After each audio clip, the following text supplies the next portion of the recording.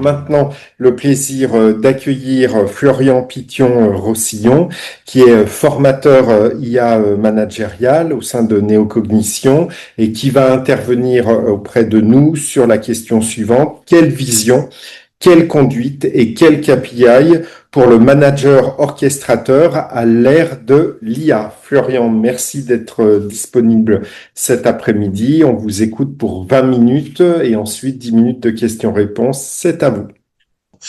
Alors, bien, merci pour votre présence aujourd'hui. Donc, pour parler de ce sujet et pour parler du manager, la figure du manager, hein, comme on le sait, en 2026, on a vu surgir que les managers avaient un rôle central à jouer dans le déploiement de l'IA dans les organisations.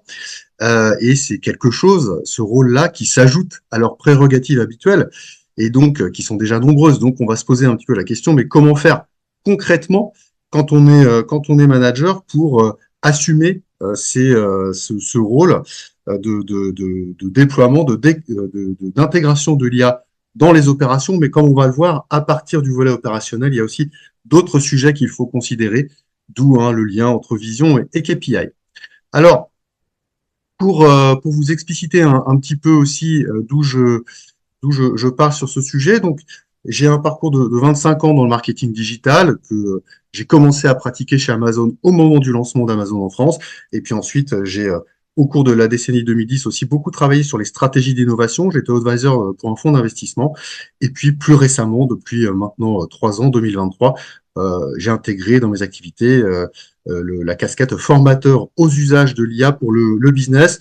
Donc pour vous dire aussi que je combine la lecture opérationnelle, performance opérationnelle qui me vient du marketing digital avec une lecture plus structure, entreprise. Hein, je combine tout ça pour cette grille de lecture que je vais vous proposer aujourd'hui. Et déjà pour dire, ce qu'on sait déjà, mais c'est bien de le rappeler, qu'à chaque mutation technologique, l'humain doit réapprendre à décider. Voilà, ça fait partie de notre grand sujet. Notre grand sujet, donc cette vague IA, qui amène énormément de choses et énormément de questions. On va commencer à cadrer en indiquant, en tout cas ce que je vous propose d'indiquer, c'est que cette spécificité de la vague IA, c'est la soudaineté, la rapidité et la profondeur de quoi? De la transformation des opérations, combinée à la transformation des relations dans le collectif de travail, combinée à la transformation de la relation de l'individu à ses compétences. Et donc, le manager, ou la manageuse, dans ces circonstances-là, doit savoir lire, anticiper la transformation des opérations en fonction de sa capacité à comprendre la transformation des relations dans le collectif de travail. Voilà le cadre que je vous propose pour aujourd'hui. Donc, j'ai articulé ma présentation en 3 points. Donc, premièrement, exposition d'une expérience terrain, très représentative de ce que je constate depuis quelques mois. Ensuite, on va faire une étape vers la documentation avec une étude Gartner récente, mais qui illustre, qui complète beaucoup ce qu'on va se dire sur le côté terrain. Et enfin, je vais vous proposer en 3e partie une modélisation de ce sujet côté organisation. Alors, pour commencer sur l'expérience terrain, qu'est-ce que c'est? C'est en janvier 2026, donc une agence avec laquelle je travaille, que j'appelle aujourd'hui Your Best OP. Alors, précision, tout ce que je vais vous donner comme information sur ce business case, tout est vrai. J'ai changé le nom de l'agence et de mon interlocutrice. Tous les autres chiffres sont des vrais chiffres. Je discute avec cette DG donc de l'agence Your Best OP, agence de publicité et communication à Paris. Voici ce qu'elle me dit. On a encouragé les initiatives IA des collaborateurs et régulièrement, on organise des meetings, des all-hands, où on invite tout le monde à partager ces initiatives avec l'IA. Dernière session, un créatif arrive pour montrer un assistant IA qu'il a créé, qui lui permet d'analyser les briefs des clients, et donc pour anticiper, prendre de l'avance sur la génération d'idées. Donc là, première réaction, donc Adèle et ses collègues du CODIR disent « Waouh, super, bravo, belle initiative », mais dans l'assistance, il y a un coup de froid. Pourquoi? Parce que des collègues de ce créatif, de ce profil créatif, donc des commerciaux et des planeurs stratégiques, se crispent parce qu'en fait, ils disent, mais en fait, on ne sert plus à rien si ce collègue créatif arrive lui-même à faire ce travail qui est d'habitude à notre charge, alors, de ce fait, on ne sert plus à rien. Et si vous, direction, vous les étiez au courant et que vous avez laissé faire, ça veut dire quoi? Quel est le message pour nous commerciaux, pour nous planeurs stratégiques? Ça veut dire qu'en fait, vous préparez une charrette. Voilà un petit peu le contexte et voilà à partir de quoi on a travaillé. Donc l'analyse, qu'est-ce que c'est? C'est une IA en fait en triple aveugle. C'est-à-dire que d'un côté, on a une direction qui est bien intentionnée, qui encourage les initiatives individuelles. On est dans une forme de laisser-faire aussi, hein, mais un laisser-faire bienveillant. Simplement, ces initiatives ne sont pas monitorées. C'est une variante de Shadow AI, c'est-à-dire, oui, on sait qu'on autorise l'IA dans l'entreprise, mais on ne sait pas ce que les collaborateurs en font. Preuve en est. Ensuite, autre point d'aveugle, on ne voit que la performance individuelle, c'est-à-dire qu'on n'anticipe pas l'impact de l'évolution des pratiques sur les relations à l'intérieur du collectif de travail. Et enfin, il n'y a pas d'indicateur qui permet d'aller au-delà de l'effet waouh. Waouh, d'accord, mais que veut dire, que procure cet effet waouh à l'entreprise? Donc c'est ça que j'appelle le situation en triple aveugle. Donc, on est sur un sujet d'indicateur, de KPI, et ben, regardons les impacts, les indicateurs d'impact de cette situation. On a une transformation subie, c'est-à-dire qu'en fait, ce cas illustre que des collaborateurs font évoluer leur métier, font évoluer leur poste, mais c'est illisible par la direction, syndrome de la boîte noire. Ensuite, deuxième indicateur d'impact, un collectif fragilisé.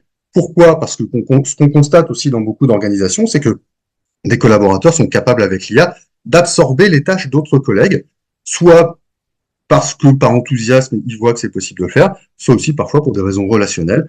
J'ai pas très envie de parler à ce collègue, je vais donc plutôt privilégier de travailler avec l'IA. Donc ça vient éroder le lien dans le collectif, ça vient percuter tout ce savoir-faire tacite partagé et au final la confiance.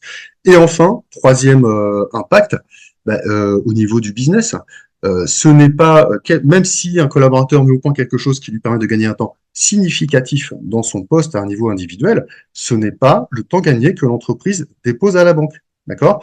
Plus largement, la somme des performances individuelles augmentées par l'IA n'entraîne pas forcément de gains de productivité. Hein, ces fameux gains de productivité dont on parle autant avec l'IA, ça ne se convertit pas forcément en business mesurable par l'entreprise. Voilà où on en est.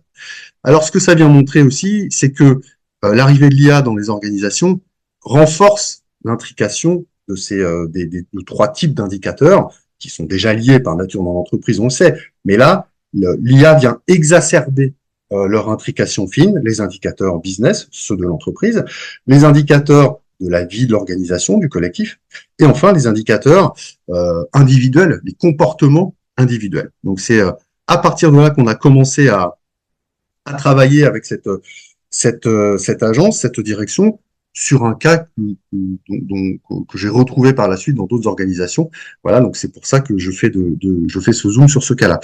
Donc, on est bien dans notre sujet du jour, comment accompagner de façon durable les organisations et les managers dans cette direction.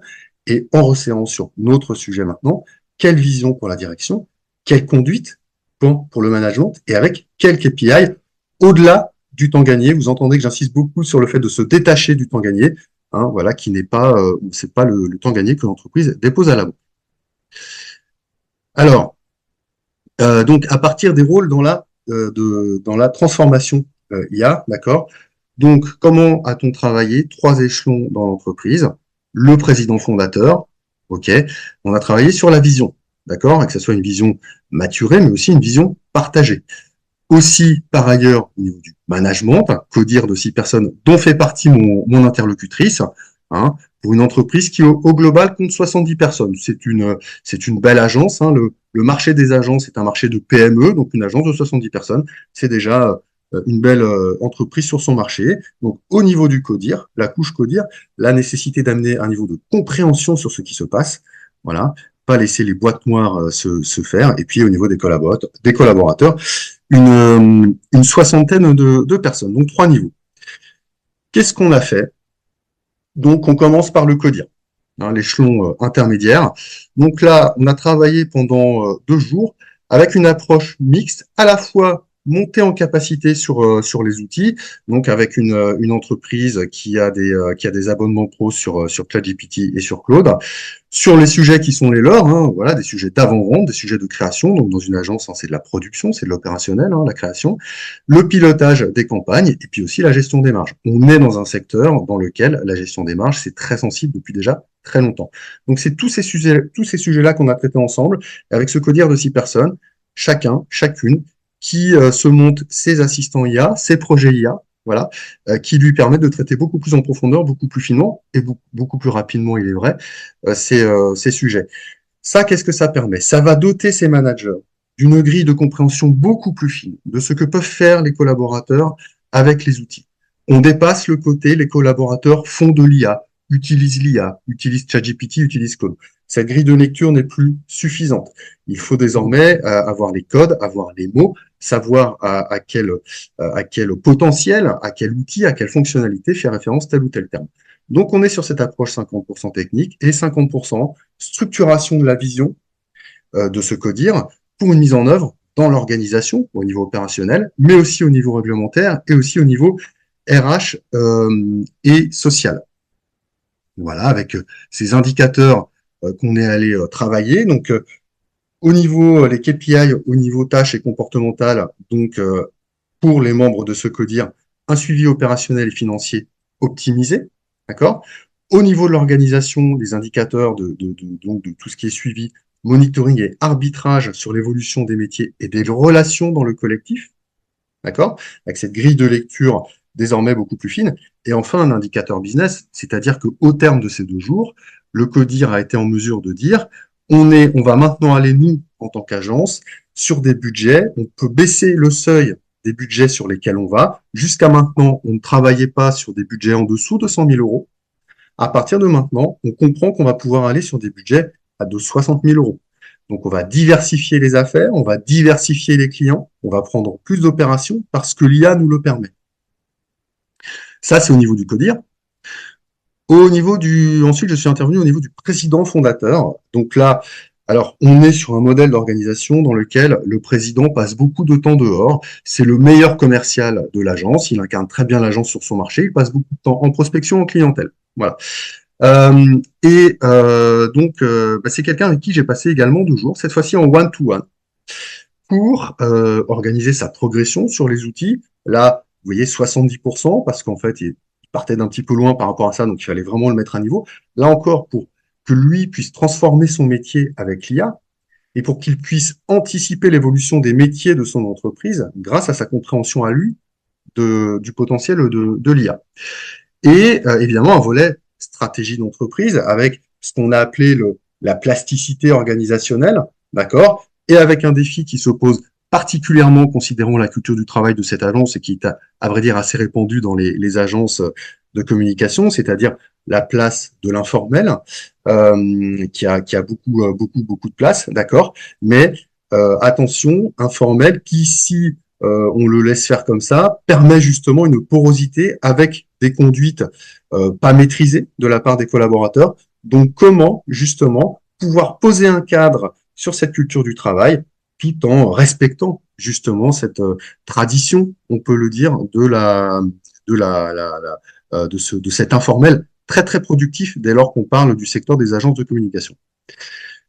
Donc, vous voyez, avec ces indicateurs-là, donc là, ça veut dire un président en mesure d'aller voir encore plus de prospects, peut-être d'ouvrir à de nouveaux secteurs pour cette agence, parce que sa pratique, lui, de l'IA le permet, traiter plus de demandes, plus vite, plus de briefs, etc. Et enfin, aussi, impact sur un indicateur business, là encore, concret pour les agences, c'est l'augmentation des réponses à appel d'offres. Il faut savoir que dans le secteur des agences de communication, les appels d'offres sont très très coûteux financièrement et en termes de temps. Pourquoi? Parce que les choses sont faites comme ça dans ce métier où quand une agence répond à un appel d'offres, en fait, quelque part, elle produit déjà quasiment la campagne telle qu'elle pourrait sortir, sans être payée. Donc, en fait, c'est un vrai arbitrage pour une agence de communication de s'engager sur un appel d'offres. C'est ça, aujourd'hui, que permet l'IA pour ce type d'organisation.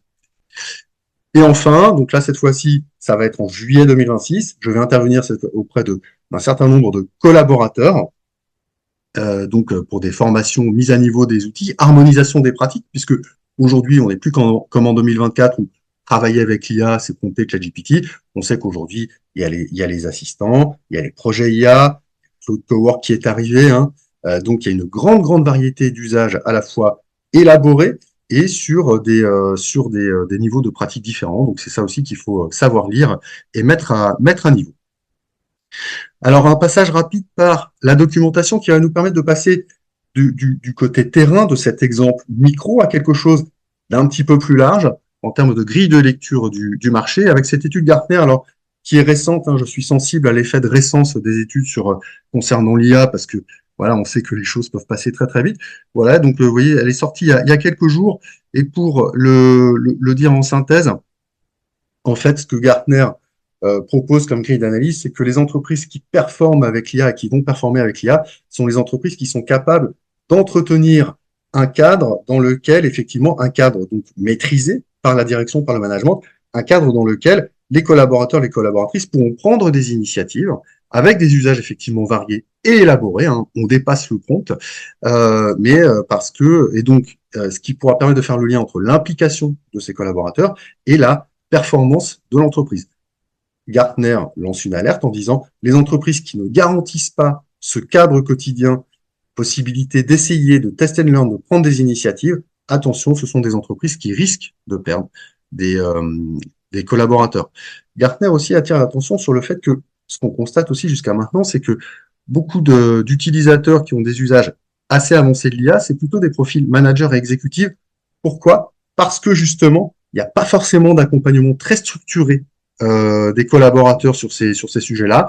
Il y a un petit côté encore un peu laisser-faire où on les laisse faire avec des usages soit pas très élaborés, soit qu'on n'identifie pas vraiment. Or, il y a là quand même une limite en termes de productivité pour l'IA, enfin concernant le déploiement de l'IA. Donc en synthèse, hein, vous le voyez à droite, les gains de productivité apparaissent quand l'usage devient profond et varié. On fait le lien entre des usages individuels de l'IA et l'attractivité organisationnelle. Hein. On retrouve ce lien que je vous ai proposé dès le début entre les opérations et la structure, les deux ensemble. C'est pas simplement la performance opérationnelle individuelle. Donc oui, on parle de productivité, d'accord, mais cette productivité arrive comme une conséquence dès lors qu'il y a des usages variés, nombreux, avec un certain niveau de profondeur, d'élaboration, de structuration. Ok. Et donc, il faut vraiment à ce moment-là se poser la question, justement, comment accompagner l'évolution des comportements individuels tout en garantissant le lien dans le collectif de travail. Attention justement à ce que le collectif de travail ne devienne pas la juxtaposition de performeurs individuels qui, certes, grâce à des configurations sophistiquées d'IA sur leur laptop, arrivent à produire de beaux outputs, mais des gens qui ne se parlent plus. D'accord? Et là, ça vient appauvrir complètement ce qui fait la performance de l'entreprise, puisque l'entreprise est par définition le lieu d'une performance collective. Et enfin, pour aller au bout de cette présentation, je vous propose une modélisation en faisant de ces comportements, de ce que je viens de dire, la nécessité de faire le lien entre l'accompagnement de la performance opérationnelle et le maintien d'un lien dans le collectif de travail. Les managers, ce que je propose aux entreprises avec lesquelles on travaille, c'est ce qu'on appelle la détection des power users, c'est-à-dire des profils enthousiastes. Donc, ce sont des gens qui sont dans l'entreprise, qui viennent du métier. Ce ne sont pas forcément des profils techniques. Ok, ce sont des gens qui viennent des différentes entités, direction métier, qui montrent un enthousiasme. Mais on a vu que l'entreprise ne pouvait pas se reposer simplement que sur l'enthousiasme individuel. L'entreprise doit cadrer, l'entreprise doit mobiliser les leviers qui sont les siens pour accompagner ça. Donc, des leviers de management et des leviers RH, ce qu'on appelle les power users. D'accord? Un power user, qu'est-ce que c'est? Je vois qu'il reste encore 2 minutes. Un power user, c'est pas simplement quelqu'un qui est bon avec ChatGPT, c'est pas simplement quelqu'un qui a installé Claude Cowork sur son laptop. Un power user, c'est quelqu'un qui a un mandat, c'est quelqu'un qui a un rôle officiellement confié par l'entreprise, donc une capacité d'explorer, test and learn, mais aussi une capacité de formaliser, de journaliser justement ces initiatives pour pouvoir les transmettre à ses collègues, pour pouvoir faire tâche d'huile. Et là, cette fois-ci, le côté tâche d'huile est positif, puisqu'il est officiel, il est monitoré par le management, il est encouragé et il est stimulé. Et puisque ça vient du terrain, puisque ça vient des différentes directions métiers, ça vient de quelqu'un qui connaît l'entreprise et qui est légitime à transmettre à ses collègues ce qu'il a mis au point en termes d'outils et de pratiques avec l'IA. Et c'est là qu'on commence à travailler en profondeur sur la structure. D'accord? Donc, les power users, comme je l'ai dit, c'est au-delà de l'enthousiasme qu'ils manifestent, ces gens-là. Donc, ça, comme on l'a dit, quels sont les critères de détection? Encore une minute. C'est des gens qui viennent du métier, hein, donc qui connaissent les contraintes de l'entreprise. C'est des gens qui savent construire des outils avec l'IA, mais qui savent aussi comment dire, en journaliser la prise en main, la mise en œuvre, d'accord? Et donc c'est quelqu'un qui va avoir un impact sur ses collègues, qui va pouvoir diffuser. Hein, c'est bien ça qu'on attend de ce power user. Donc pour boucler sur ce sujet, hein, et vous voyez le lien entre la dimension organisation, la dimension performance et la dimension individuelle à envisager. Et je conclurai avec ça. Oui, on parle beaucoup d'IA pour la productivité, IA pour la performance opérationnelle. Ce que pose ce sujet aujourd'hui, de nécessité d'accompagner le collectif de travail, c'est à envisager donc l'évolution des fiches de poste et des contrats de travail. Attention, car quand il y a trop d'écart entre les pratiques avec l'IA et les contrats de travail, ça peut faire le lit de situations un petit peu tendues, voire de situations juridiques. À envisager aussi consultation du CSE quand il y en a un. Hein, on a vu récemment avec l'affaire du groupe Le Moniteur qui a encore perdu en appel suite à un déploiement un petit peu désordonné de l'IA en interne et avec un conflit avec son CSE. D'accord? Et enfin, d'abord et avant tout, formaliser la vision de la direction. Attention, beaucoup d'entreprises envoient leurs collaborateurs en formation en se disant ils vont se mettre à l'IA et ça va être très très bien. Oui, mais là, on vient de voir justement que quand les usages sont laissés à la seule charge des individus, la capacité d'initiative, ça peut créer de nombreux contre-effets. D'accord?